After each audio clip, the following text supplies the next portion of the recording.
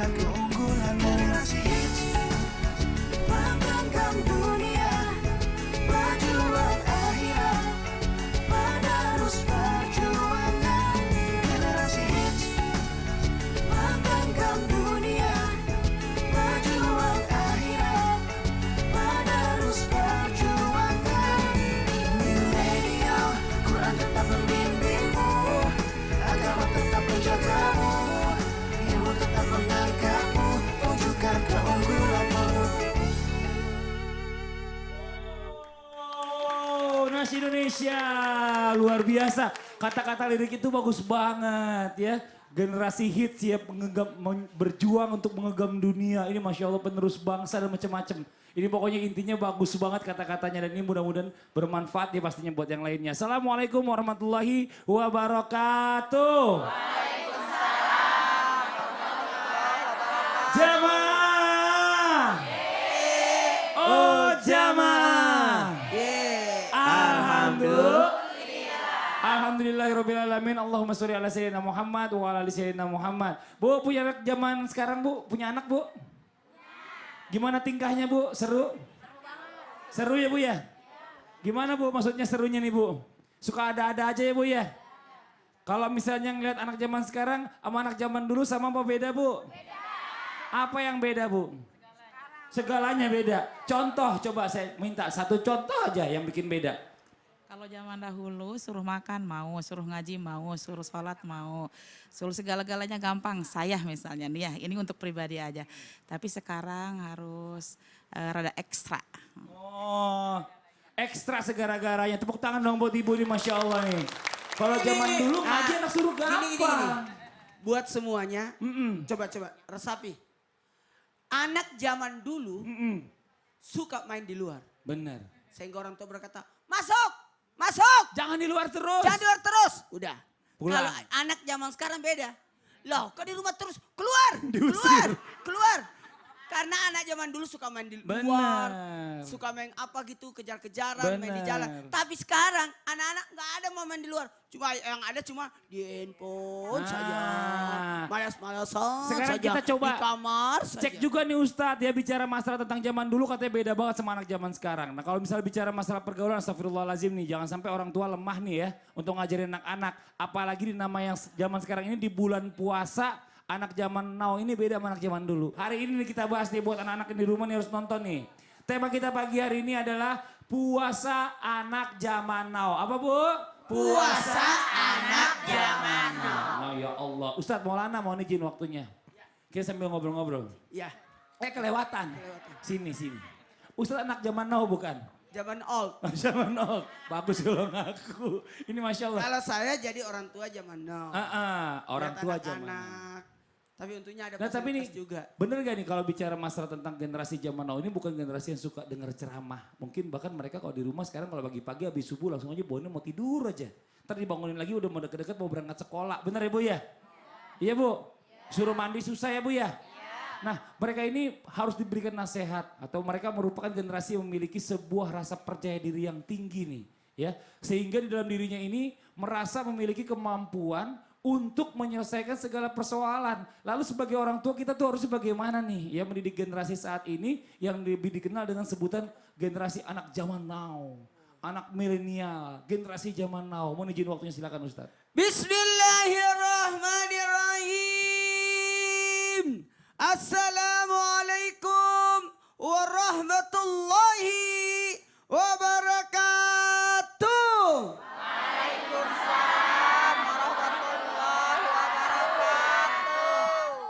Jamaah. Oh jamaah. Alhamdulillah. Didiklah anakmu sesuai dengan zamannya. Didiklah dia sesuai dengan zaman yang dia jalani. Bukan zaman yang kita jalani. Mohon maaf, tapi ada aturan yang tidak boleh keluar dalam hal bagaimana kita mendidik anak. Ingat, beda mengajar, beda mendidik. Kalau mengajar hanya memberikan, tapi kalau mendidik ada kata tuntun di situ. ada kata didik di situ, ada kata pengarahan di situ, ada kata pemantauan di situ, ada kata tanggung jawab di situ. Ada yang namanya mohon maaf, pertanggungjawaban. Ya, kalau mengajar aja ya sudah. Dia bisa dapat belajar dari mana saja. Dari media, dari kehidupan, dari lingkungan. Tapi kalau mendidik itu luar biasa. Makanya mohon maaf, pendidikan pesantren alhamdulillah enak. Kenapa? Karena pendidikan pesantren mulai dari bangun tidur sampai tidur. Sampai tidur. Dari bangun tidur sampai tidur itu dipantau. Sementara kalau mengajar itu di sekolah. Jam 7 sampai jam 15 selesai. Karena mengajar. Tapi kalau mendidik itu beda. Tapi ingat, ini nih pondasi akidah, ibadah, akhlak, jamaah. Oh jamaah. Makanya ini tetap ada. Saya mau tanya dulu jamaah yang di rumah. Angguk-angguk dong, yang mana ini? Oh ya, coba jamaah, angguk-angguk. Oh baik. Semua dalam hal ini mendidik. Tapi bagaimana cara mendidiknya? Cara mendidik anak zaman now ada 3. Kepanjangan. Yang pertama, mendidik anak itu mohon maaf, didiklah anakmu dengan cara bagaimana dia sesuai dengan usianya. Sekali lagi, sesuai dengan umurnya, usianya. Turun, mundur. Terlalu besar. Usianya berapa? Bisa jadi anak itu dididik dengan usianya. Jangan melampaui usianya. Makanya ada pengawasan. Pengawasan dalam mengajar itu jangan sampai terlalu jauh di bawah umurnya. Atau maaf di atas umurnya. Yang kedua, didiklah anakmu sesuai dengan lingkungannya. Sekarang lingkungannya luar biasa, lingkungan yang gadget, teknologi. Dulu kita bisa ngawasin, tidak boleh ada TV dalam kamar, cuma ada di ruang tamu. Karena kenapa? Takutnya dapat informasi macam-macam. Sekarang TV tanpa di kamar, dia bisa adalah genggaman. Nah, makanya didik anak dengan keimanan. 1, 2, 3. Keimanan. Jadi bukan hanya usianya, bukan hanya lingkungannya atau keadaan zamannya. Betul. Yang ketiga keimanan. Iya, ya anak-anak zaman dulu tuh kalau misalnya dipanggil orang tua coba kita latihan kayak baris berbaris. Siap, gerak, lurus tangannya. Ih, kegedean kelihatan bajunya. Jangan dibelokin. Tinggal gerak. Dia cuma mau itu doang. Inilah orang tua zaman dulu. Kok gitu? Zaman sekarang maaf. Zaman orang now. tua zaman now. Kalau orang tua zaman dulu beda. Wih, anakku pintar. Anakku pintar. Dudu. Berarti harus banyak makan. Oh gitu. Supaya manja. Oh, supaya manjang. Kalau ini? Ini bukan saya salah loh. Oh, siapa yang salah? Ya salah bajunya. Oh bisa aja. Yang lainnya pas-pas aja tuh. Maaf Anda ngatung. Jamaah. Oh jamaah. Alhamdulillah. Emang zaman sekarang ya Bu jadi orang tua tuh harus pinter-pinter ya Bu ya. Zaman udah berkembang ya, udah berubah terus. Stop. Apa tuh Ustadz? Kalau anak sekarang kan gadget. Bener. Tidak boleh orang tua tidak tahu teknologi. Oh benar. Nggak boleh, kita harus lebih hebat. Dulu berbuka ya Bu ya, pakai air putih ya. Ada yang pakai singkong rebus gitu ya Bu ya. Sekarang singkong rebusnya udah gak laku ya Bu ya. Karena singkong rebusnya udah digoreng, biasanya jadi gorengan ya. Mah kalau bisa bukanya pakai ini. Mah besok kalau bisa sahurnya pakai ini ya. Yang namanya orang tua nggak ngerti. Sandwich. Sandwich. Apa? Sandwich. Sandwich. Sandwich apa? Saya kan anak orang tua zaman dulu. Iya. Apa namanya? Apa? Sandwich. Sandwich. Ibu tahu nggak apa itu sandwich? Sandwich. Sandwich. Apa? Tahu apa itu? Enggak tahu. Kan. Udah. Sandwich itu udah rebus. Bukan. Roti lapis. Udah, nih kita lanjut lagi nih, godaan yang selalu membayangi ya. Dan menggoda puasa anak-anak zaman now itu apa sih? Ini yang perlu kita tahu nih, langsung kita minta guru kita, Ustadz Ahmad Khan. Mohon izin waktunya, silakan. Assalamualaikum warahmatullahi wabarakatuh. Waalaikumsalam warahmatullahi wabarakatuh. Alhamdulillah. Alhamdulillahilladzi hadana bi abdil mukhtari man da'ana ilaihi bil idzni wa gad nadana labaika ya man dallana wa hadana.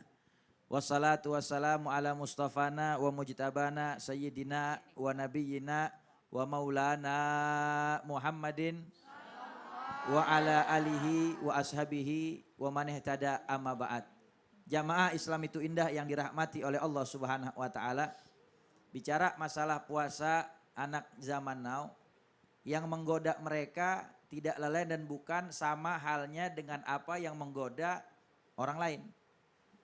Jadi nggak cuman anak zaman now saja, tapi anak zaman dulu juga itu digoda dengan perkara-perkara yang bisa menyebabkan dirinya kehilangan pahala puasa. Karena kata Rasulullah Shallallahu Alaihi Wasallam, kam min saimin laisa alaihi min siyamihi ilal ju' wal atas.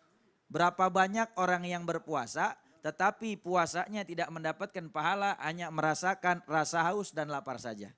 Kenapa? Karena pada saat dia berpuasa, rupa-rupanya dia tidak melaksanakan ibadah yang seharusnya yang difardukan oleh Allah Subhanahu wa taala. Contoh, sholat 5 waktu. Ada anak di zaman sekarang yang puasa di bulan Ramadan, akan tetapi sholat subuhnya tidak dikerjakan. Hati-hati. Puasa Ramadan salah satu daripada rukun Islam. Akan tetapi sholat ini masuk di dalam urutan yang kedua sebelum daripada puasa Ramadan. Maka ini harus dikerjakan. Jangan kita puasa apalagi sahurnya udah terlalu lebih awal. Makanya Nabi katakan mazalah ummati bi khairin ma'ajalul futur wa akhir sahur. Umatku selalu senantiasa berada dalam kebaikan selama mereka menyegerakan buka puasa ketika mendengar adzan maghrib. Lalu kemudian dia mengakhirkan sahur. Jadi sahurnya diakhirin. Ya, jangan sahur jam 12 malam, akhirnya kelar sahur, tidur, subuhnya kesiangan. Padahal ini kewajiban, ini yang bisa menyebabkan hilangnya pahala di dalam berpuasa di bulan Ramadan. Ya, kenapa meninggalkan kewajiban yang difardukan oleh Allah? Disebabkan juga karena sifat malas. Syaitan bisikin manusia buat malas ketika berpuasa. Sampai ada yang tidur sepanjang hari. Ya, di dalam hadis Nabi katakan naumus shaim ibadah. Tidurnya orang yang puasa itu ibadah. Maknanya ketika orang dia tidak mampu menjaga lisannya daripada hal-hal yang tidak baik untuk diucapkan, maka lebih baik diam saja dengan tidur maka sudah mendapatkan pahala. Maknanya ketika tidur saja orang yang berpuasa sudah dicatat pahala, apalagi kalau dia beribadah ketika dia berpuasa dengan sebagus-bagusnya ibadah, maka ini akan berlipat pahala dari Allah Subhanahu wa taala. Ini dua hal yang banyak terjadi pada zaman sekarang ini yang kita rasakan. Dan ada juga perkara-perkara yang membayang-bayangi anak di zaman sekarang sehingga menyebabkan kehilangan pahala puasa. Kata Rasulullah, khamsun yufatir nabihi so'im. Ada 5 perkara yang dapat menghilangkan, mengurangi pahala puasa bahkan sampai menghabiskannya. Apa itu? Yang pertama adalah al-kadhibu, berdusta. Ketika puasa berdusta, berbohong, ya, maka ini menyebabkan hilangnya pahala puasa. Yang kedua al-ghibah, membicarakan keburukan aib orang lain.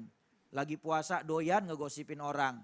Kadang-kadang dari mulai ba'da zuhur ngobrol sama teman-temannya, ya, bahkan kadang-kadang di media sosial juga ya suka menyebarluaskan berita-berita yang tidak baik, membicarakan aib orang, maka ini juga bisa menghabiskan dan menghilangkan pahala puasa. Lalu kemudian yang ketiga wanamimah, mengadu domba. Orang yang suka mengadu domba diharamkan untuk masuk dalam sorganya Allah Subhanahu wa taala. Jangankan masuk ke dalamnya, cium harum sorga pun diharamkan oleh Allah Subhanahu wa taala. Yang keempat wal yaminul ghamus, sumpah palsu. Orang berpuasa dia mengucapkan sumpah palsu apalagi sampai membawa nama Allah dan Rasulnya Nabi Muhammad. Nauzubillah. Maka menghilangkan pahala puasa. Dan Nauzubillah. yang terakhir wanadharu bisyahwat. Memandang segala sesuatu dengan syahwat. Ini yang menjadi bayang-bayangan anak muda zaman sekarang yang bisa menghilangkan pahala puasa. Ah, udah begitu ya kan abis sahur tidur. Tidur. Tidur bangun-bangun asar. Asar. Zuhurnya lewat. Lewat. Ah, Kadang-kadang- bangun-bangun deket maghrib. Curang nih. Kadang-kadang ada yang habis sholat subuh tidur. Heeh. Iya, bangun-bangun Idul Fitri. Maju itu kelamaan, Bib. Ini Ustadz Ahmad kan bisa aja. Makasih banyak jazakallah khair Ustadz atas penjelasannya, mudah-mudahan bermanfaat buat semua. Alhamdulillah. Jamaah. Coba nih kita tanya nih dari Rahel Amanda nih bintang tamu kita, tepuk tangan dong buat Rahel Amanda. Assalamualaikum. Waalaikumsalam. Manda, Apa? jujur lo jawab ya. Iya. Lo sama teman-teman nih, kalau misalnya di bulan Ramadan biasanya tuh hidupnya dibalik gak sih? Kadang ada yang hidupnya yang malam tuh jadi kayak siang, yang siang tuh dibikin kayak jadi malam, tidur mulu. Ada gak yang begitu, bener gak? Kalau aku alhamdulillah bulan ini enggak sih ya. Jadi Bulan kalau- lalu ya. Bulan ini enggak, gimana sih? Enggak. Ah. Aku kalau aku pribadi sih alhamdulillah masih dapat subuh terus gitu. Karena habis sahur biasanya nunggu subuh dulu. Ah. Baru tidur, tapi nggak sampai zuhur kok. Bangun jam 8, jam 9 gitu. Terus udah baru habis itu aktivitas Ah. gitu. Terus kalau sunah-sunahnya Rasul masih suka dijalanin gak sama anak muda nih? Maksudnya anak-anak muda zaman sekarang kan mungkin karena ketidaktahuan juga, karena belum mendapatkan ilmu, bahkan banyak yang gak mau mencari ilmu. Banyak gak ada yang jalanin perintah-perintah sunah-sunah Rasul pagi-pagi nih? Atau selama bulan Ramadan? Ada yang iya, ada yang enggak gitu. Kayak misalnya perkara tentang buka puasa ya, yang setahu aku membatalkan dengan kurma gitu. Mana dulu? Air dulu apa kurma dulu? Aku sih air dulu ya. Nah, kita udah sempat bahas di Salam Itu Indah Ustadz ya. Ternyata kurma dulu Rahel, baru air. sebenarnya yang benar Heeh. itu buat yang di rumah pernah dibahas di Islam Tindak Heeh. oleh pakar Tibun Nabawi. Iya, Ustadz Febri Sugianto. Ustadz Febri Sugianto. Ternyata kurma dulu. Oh, nah aku juga jadi tahu nih sekarang. Kurma dulu baru air. Ya, satu lagi nih, Apa? anak muda zaman now. Ngabuburit nggak? Ngabuburit, Ngapain? beda-beda. Tergantung. Beda-beda.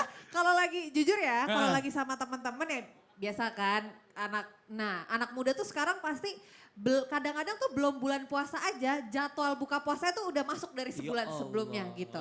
Nah, otomatis kan di luar gitu-gitu. Nah, ya udah biasanya memang kadang jalan sama Jalan-jalan. teman. Tahu gak ngabuburit yang paling bagus kata guru-guru kita pernah dibahas? Apa? Masak buat buka orang puasa. Ini Masya Allah. Iya. Manda, makasih banyak udah mampir di sini. Nanti kita kasih kesempatan buat tanya-tanya sama guru kita ya. Boleh. Masya Allah. Tepuk tangan dong sekali lagi buat Rahel Amanda. Jamaah. Masya Allah nih kita mau kasih kesempatan nih sama jamaah juga yang ada di studio yang mau bertanya boleh. Silakan angkat tangannya Bu, ayo. Mana ya sebentar, oh ini di belakang nih, yang mana nih silakan.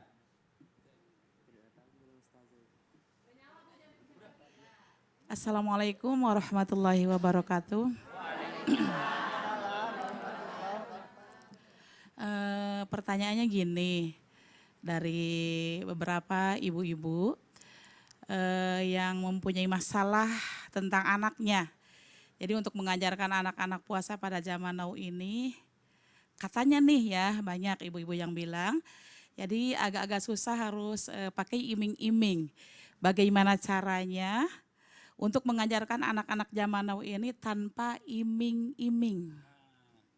Ada yang bingung iming-iming apa sih? Maksudnya iming-iming hadiah, dikasih hadiah. Lagi ibu ngomong sepotong-sepotong sih, iming-iming. Ntar tiba-tiba bintang tamunya Aming datang nih, Aming udah lewat juga waktu itu. Ini Masya Allah, tolong dijawab. Ustazah Sifa mohon izin waktunya silakan. Balagul ula bikamali kasyafat tuja bijamali hasunat jami'u hisali sallu alaihi wa ala alih. A'udzu billahi minasyaitonir rajim. Bismillahirrahmanirrahim. Assalamualaikum warahmatullahi taala wabarakatuh. Assalamualaikum warahmatullahi wabarakatuh. Ibu semua sehat, Bu? Alhamdulillah. Jamaah Islam itu indah yang dimuliakan oleh Allah Subhanahu wa taala. Bagaimana cara kita melatih anak-anak kita ketika di bulan Ramadan atau selain bulan Ramadan untuk berpuasa? Jadi anak itu akan mencontoh bagaimana orang tuanya. Anak yang solih dan solihah pasti dilahirkan juga dari bibit dan tanah yang solih-solihah. Coba kita lihat kisah Nabi Nuh. Nabi Nuh, anak dan istrinya tidak ikut naik ke dalam perahu.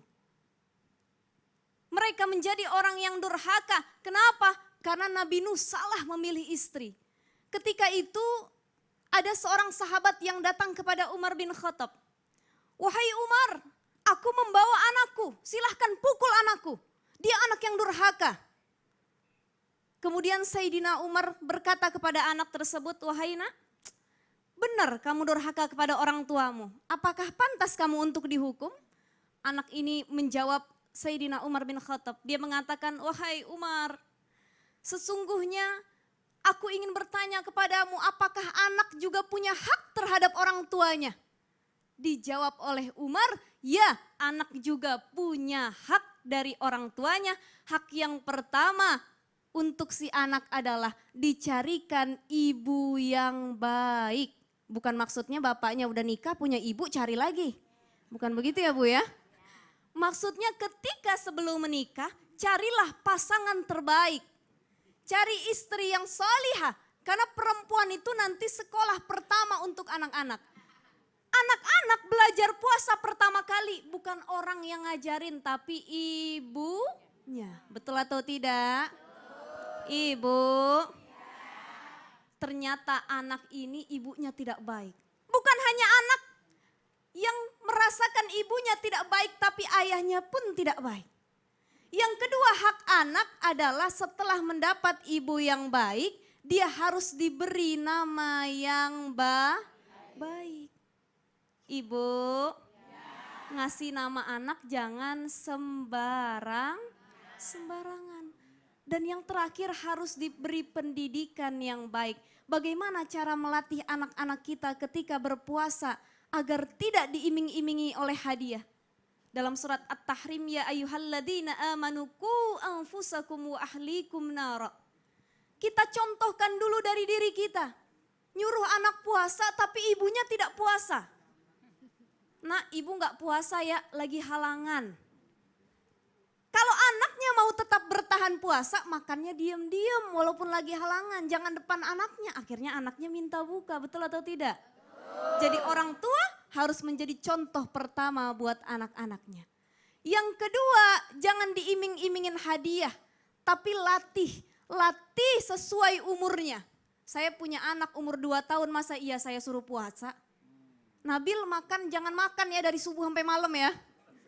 Yang ada masuk rumah sakit anak saya nanti. Jadi sesuai usia, kalau anak itu cuman bisa puasa sampai jam 10 nggak apa-apa. Nanti lanjutin lagi ya nak ya. Makan lagi, puasa lagi jam 12, buka lagi jam 3, buka lagi jam 6, buka lagi. Udah kayak waktu sholat ya Bu ya.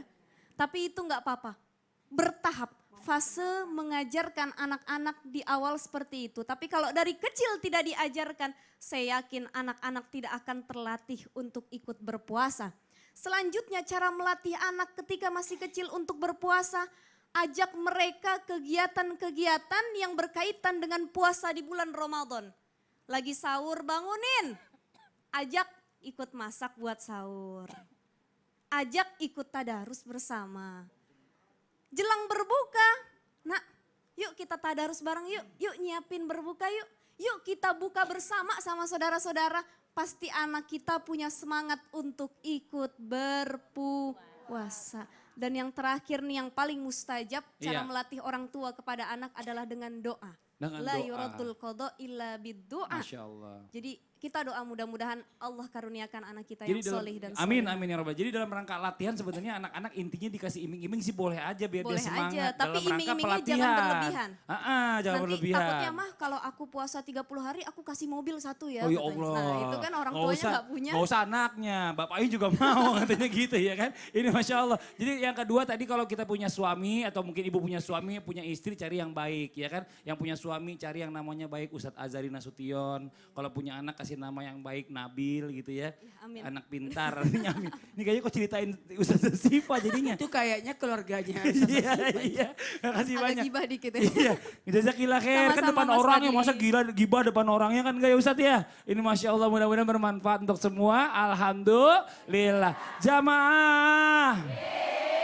Yuk buat semua jamaah yang ada di studio dan juga jamaah yang ada di rumah jangan kemana-mana. Setelah ini kita akan lanjutkan lagi pembahasan kita tentang temanya adalah puasa anak zaman now. Dan setelah ini kita akan kembali mendengarkan tausiah dari guru kita Ustadz Ahmad Khan. Dan juga nanti kita akan mendengarkan kembali tausiah dari Ustazah Sifah. Mengenai apa kira-kira? Penasaran kan? Yang di rumah jangan kemana-mana. Karena nanti juga akan ada murotal Al-Quran yang dibawakan oleh guru kita Ustadz Syam. Tetap di Islam itu indah. Waktunya sekarang kita menyaksikan Nas Indonesia. Silakan kawan-kawan. Berpuasa dengan makan sahur.